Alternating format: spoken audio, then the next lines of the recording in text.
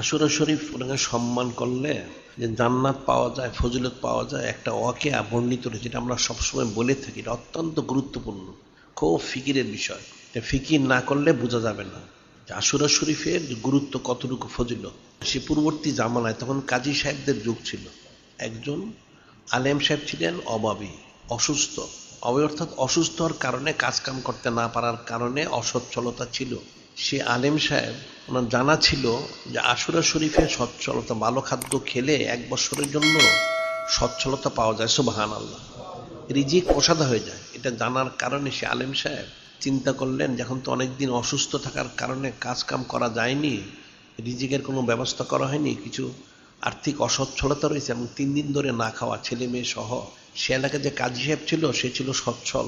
তখন সেই কাজী সাহেব তার কাছে যে সে আলেম সাহেব বললেন যে যদি কিছু খাদ্য দেওয়া হচ্ছে, এটা হাদিয়াও দিতে পারে, কর্জে হাসানাও দিতে পারে। 10 গোস্ত, 10 আটা, 2 দিরহাম আনুষঙ্গিক।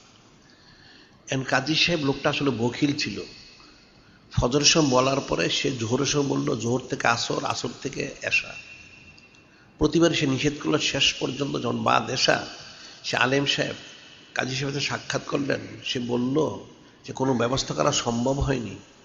তখন সেই আলেম সাহেব বললেন, আপনি আমাকে একে একে কয়েকবার কথা দিয়ে আপনি ওয়াদা রক্ষা করেননি, এখন রাত্রের শেষ সময়, এখন আপনি বলতেছেন ব্যবস্থা হয়নি, দেওয়া সম্ভব নয়, তাহলে এই রাত্রে আমি এখন কোথায় যাবো? আপনি সকালে আমাকে বলে দিলেই পারতেন। এটা যখন সে আলেম সাহেব বললেন, তখন সেই কাজী সাহেব সে তার দরজা বন্ধ করে ঘরের ভিতর সে চলে গেল। এখন এই আলেম সাহেব কিন্তু একজন বয়স্ক লোক, অসুস্থ। প্রতিবার বাড়িতে বলে আসতেছিল যে খাবারের ব্যবস্থা করা হচ্ছে, কারণ ছেলেমেয়েরা 3 দিন ধরে না খাওয়া, কিন্তু কোনো কাজ কাম করা যাচ্ছে না, আর্থিক অসচ্ছলতা। এখন সে আলেম সাহেবের ইচ্ছা এবং অনিচ্ছায় অনেক কান্না পেল। সে আলেম সাহেব একটা বয়স্ক লোক হওয়ার পরও কাঁদতে কাঁদতে বাড়ির দিকে রওনা হলেন। এখন সে কাজী সাহেবের প্রতিবেশী ছিল এক খ্রিস্টান ব্যক্তি। খ্রিস্টান ব্যক্তি তখন ছিল গরমের দিন। সে তার বাড়ির যে গেট, তার বাইরে বসে বাতাস খাচ্ছিল সেই খ্রিস্টান ব্যক্তিটা। সে দেখতে বলে একটা বয়স্ক লোক কাঁদতে কাঁদতে যাচ্ছে, কি ব্যাপার? সে আলেম সাহেব কিন্তু খ্রিস্টানকে চিনত। সে খ্রিস্টান ব্যক্তি জিজ্ঞাসা করলো যে কি ব্যাপার, আপনি কান্না করতেছেন কেন?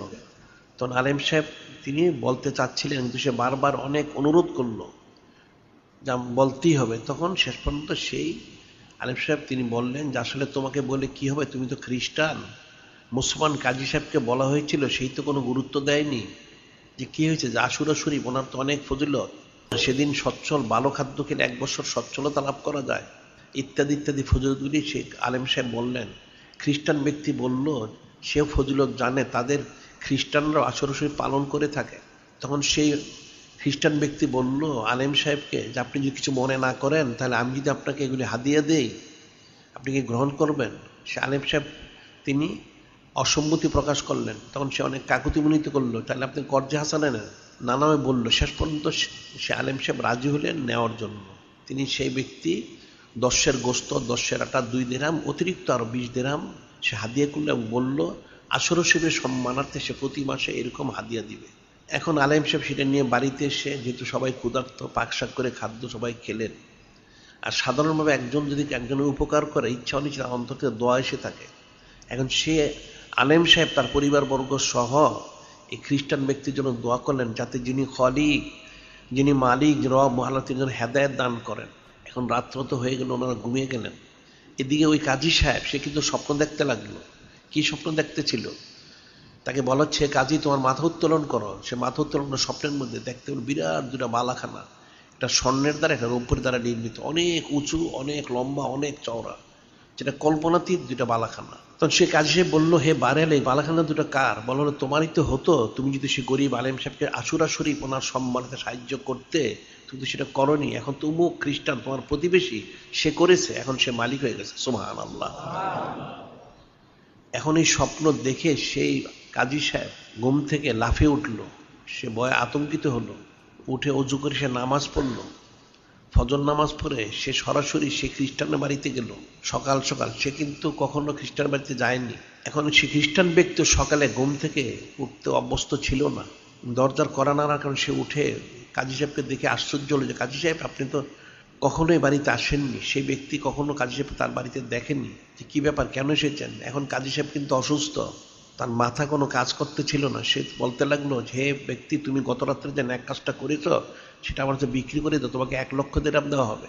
এখন খ্রিস্টান ব্যক্তি তো এটা শুনে সে অপ্রস্তুত। আপনি বলেন কি সুস্থ না অসুস্থ কোনটা? গত রাত্রে আমি ন্যাক কাজ করেছি, আপনি 1 লক্ষ দিরহাম দিয়ে কিনে নেবেন, এটা কি?